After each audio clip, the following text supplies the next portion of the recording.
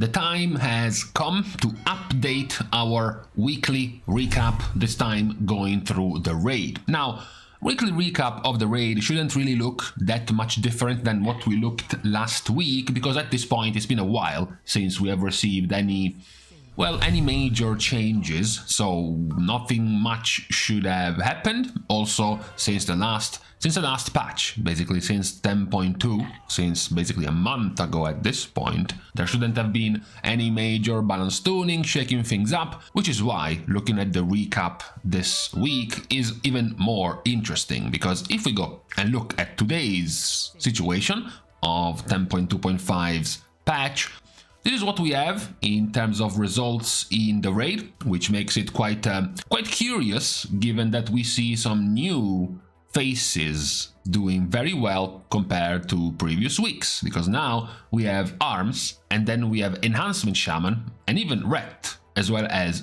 Fury, now making up the top 5, top 6, top 7 of specs. A couple of these are here from before, a couple of these we knew about already, like Havoc, Demon Hunter, and Subtlety Rogue. Those are positions they have been in already, but the ones in between, the ones around them, are quite new. Looking at different metrics, you can also find some similarities, like the overall DPS. You can see Fury, you can see Enhancement being much higher now.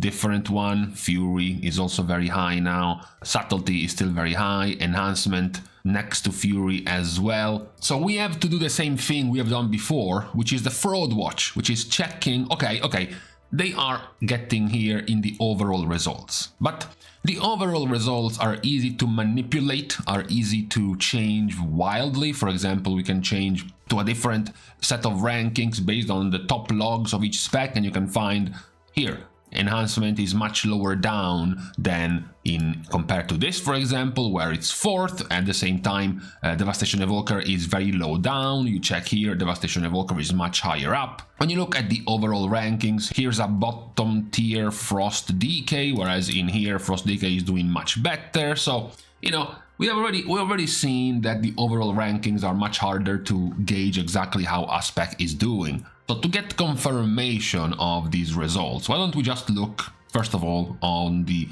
as we pointed out before, the 3 harder bosses, because ultimately it's much more important for your spec to be a good one on the 3 final bosses of the tier compared to the first, you know, at this point, mostly loot piñatas of the raid, the first 6, starting from Fyrakk.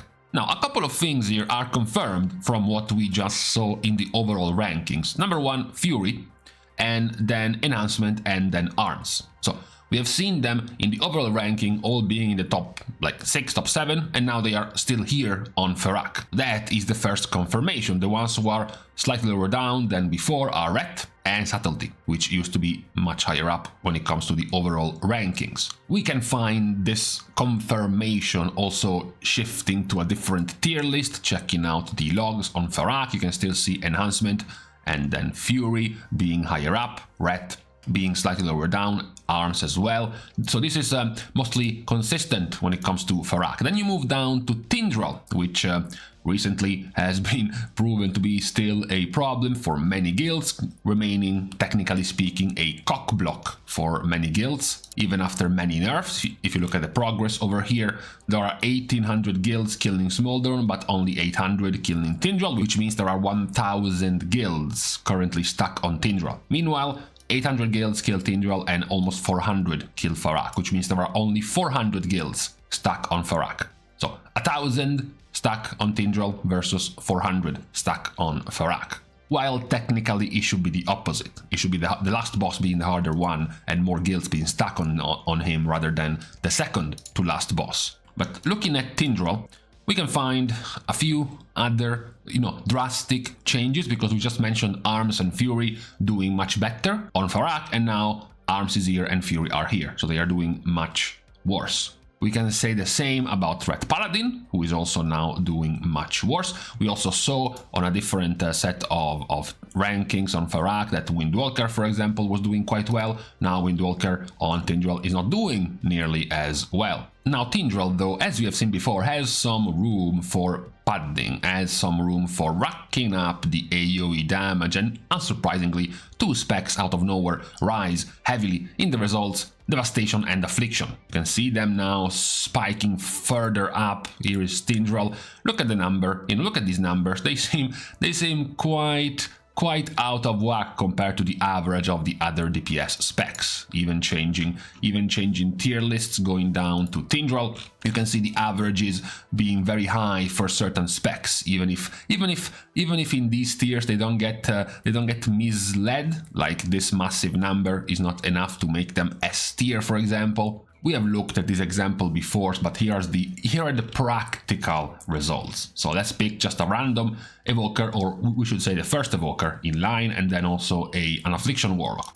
You can see the results here being so wildly above everyone else because of the damage they do to the Fiery Vines, which is, massive AoE every single time the roots are being spawned. This is the damage done to the Fiery Vines, and this is your Devastation Evoker, who has basically 180,000 more HPS than everyone else. And then you go back to the actual damage done to Tindral, and the Evoker is here. Right, we can do the same more or less to Affliction Warlock, which is now competing with the Devastation Evoker for basically the same thing, doing damage to the Fiery Vines, where the Evokers and the Affliction Warlocks will be far above everyone else. And then when it comes to Tindral damage, they are not gonna be nearly as high, right? So that's one of the reasons why you see these specs spiking up so much more on Tindral when it comes to damage. So it does get a little bit out of control. You have to switch from damage done to damage to bosses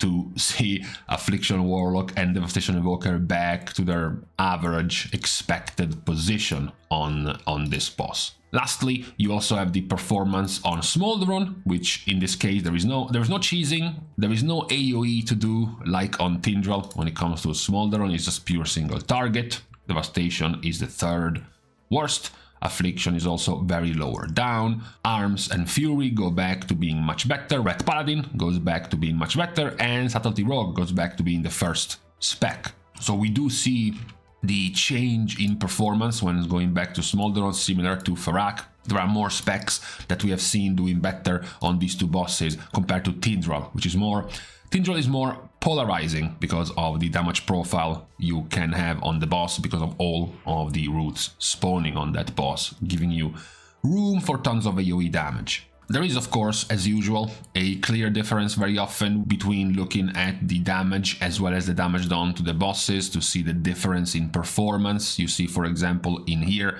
Fire Mage rising significantly in damage, Feral Druid, Balanced Druid, Shadow Priest now become much more valuable if you compare the damage of the specs to the bosses compared to just the overall damage. You can see here Feral, Balance are bottom half specs, Shadow Priest is bang in the middle. As soon as you move over to focused single target damage, they are much more competitive. Other specs don't change much, which makes sense. If you are at the top, it's more likely for you to be a more well-rounded spec. You see Subtlety, Enhancement, and Ret, and even Arms Warrior being far higher up, and then you compare them to the overall damage. Subtlety, Fury, Ret, Enhancement are still here, right? So it doesn't really change much between the damage profile of AoE, Cleave, multi-target versus single target, but for other specs it definitely does matter which type of damage profile you are going for. It is also worth mentioning, if you're talking about Mythic Plus, but even more so in the raid, that a lot of the performance is going to be hinging on just how popular your spec is. We have been seeing here some of the specs that are reflecting their performance with their popularity. So Ret is here and the popularity is here, so makes sense. You also have Demo, who is here, and Fury, who are here, and their performance is also quite high up, right? But then you start having some mismatches. The mismatch of Beast Mastery being second in popularity while being a middling bottom half spec. The mismatch of Balance being the second, third most popular, tied third, fourth most popular range spec, also being in the bottom half of the results. And then you start to get the outliers. For example, we have been mentioning Frost DK has been doing better, Arcane Mage is doing well, Arms Warrior is doing well, and their performance is much higher up compared to how many players are actually playing these specs compared to others. For example, Frost Decay right now shows up to be somewhat average, even above Beast Mastery, even though technically there are going to be about 1 Frost Decay for every 14 Beast Mastery Hunters, or for every 13 Beast Mastery Hunters. Yet their performance is higher, if anything. It's average even to slightly higher. It is a relevant thing to go over because very often the performances, as we often say, of certain specs is based on how many players are actually playing the spec. Because, of course, the more competitive players are going to be playing the stronger specs, or the specs that are being required or wanted the most in the raid, which means you are more likely to get better results on the spec because more skilled players are currently playing the spec. If you had to choose between these 3 specs, for example, it's much more likely that the top rogue players right now are playing Subtlety, which helps the spec having great results and doesn't help Assassination having great result. If you took the best rogue players from Subtlety and you put them on Assassination without being buffed, without any balance tuning, without any changes to the specs, Assassination might rise all the way up here and Subtlety might fall all the way down here. And that was just because of the quality of the players playing the specs. That's why being popular can often mean your results are going to be better, to be higher, because you simply are going to have, on average, more high quality players than the specs who are niche, the specs who are just underground hipster picks compared to the very popular ones. Like, for example, the ones playing marksmanship over the ones playing BM, or the ones playing affliction over the ones playing demo, etc, etc. Now, I don't want to be always right, but we have to spend a minute or two talking about the healing, not just the DPSing. So, remember, weeks ago I said Holy Priest would have slowly but surely passed Discipline Priest in terms of popularity, so now that we are deep into 10.2.5, guess what happened? What happened is that Holy Priest is now the most played spec in the entire raid, and it has now gapped Discipline Priest by a whopping 50% more players. What a surprise. That is what usually happens during these kind of tiers. Rekills, whenever you get to kill the boss more and more with more gear, with more nerfs on the boss, your raid is taking less damage, you have more stamina, you kill the boss faster, so the strong, big cooldowns of a Discipline Priest lose value. Also, you start killing the boss faster, so you start losing the timings you used to have on your normal kill timers, which makes it even more confusing to try to play Discipline, as opposed to a more smooth spec that doesn't even need very fixed timing for their cooldowns like a Holy Priest. So this is quite expected to see the rise of Holy Priest compared to Discipline. Now, obviously, this doesn't mean the spec itself is also becoming stronger. Remember how we just talked about very often if more players play a spec, more skilled players will go and play the spec, and as a result, the spec will start to do better. This is not really happening for Holy Priest. The performance of Holy overall is still one of the lowest in the raid compared to other healers and still compared to Discipline. It is still, though, being quite heavily played, and the performance is not as terrible. Now it's above Paladin and Resto Druid, and it's still, only slightly lower down Resto Shaman, Evoker, and Discipline Priest bang in the middle. The only major gap continues to be exclusively Mistweaver, which we can also see on a different set of rankings. Here's the only one breaking 300k, while the others are not nearly as high. While at the same time, Discipline also is out-healing Holy Priest. It's just a matter at this point of comfort, of just having a smoother time playing Holy Priest compared to Discipline. That's the only major thing that changed. In terms of the actual healing results, the performance has not changed by much. Even if we go back to the previous patch, 10.2, Mistweaver was still doing top healing, and then Resto Shaman and Discipline Priest were lower down. Now it's been over a month of the patch and the results are basically the same, just Resto doing slightly more, possibly because more of the good Discipline Priests went down to Holy, so their performance has also lagged slightly lower down. That's basically the main change going down with the healing results right now in the raid. Now, as we close the video for our recap, we can close having a laugh. We can close by looking at the specs who die the most. Even more so, we can look at the specs who die the most, not during kills, because that's still good, right? It's still fun times if you kill the boss, no matter if anyone died or tried to grief your boss pool. Instead, look at the wipes. So everyone who actually prevents you from killing the boss. How often each and every spec will prevent you from killing the boss. You can see some interesting situations in here, like for example the druid bros are being the worst specs in the game at staying alive during your guild wipes. There are also some interesting differences, like for example Arms Warrior being much more liable to die compared to a Fury Warrior. You also have some things like expectingly, sure, that's true, all the tanks are of course the lowest ones to die, but Vengeance is still much more likely not to die compared to a Guardian Druid. You also have some interesting situations like Outlaw being far lower down the death chance compared to an Assassination Rogue, despite being the same spec with more or less the same defensiveness, although I guess Outlaw has more CDR than Assassination, as well as, also unsurprisingly, this is somewhat of a tradition at this point, Discipline Priest being the most likely to die healer out of all of them, even more of a massive difference compared to Mistweaver and even to Resto Shaman, although Resto Shaman has its death chance lowered by Ankh. You can die and quickly Ankh, and it will not count in your death chance, because Ankh is considered part of the toolkit of Resto Shaman, so it won't count as an actual death whenever you use Ankh.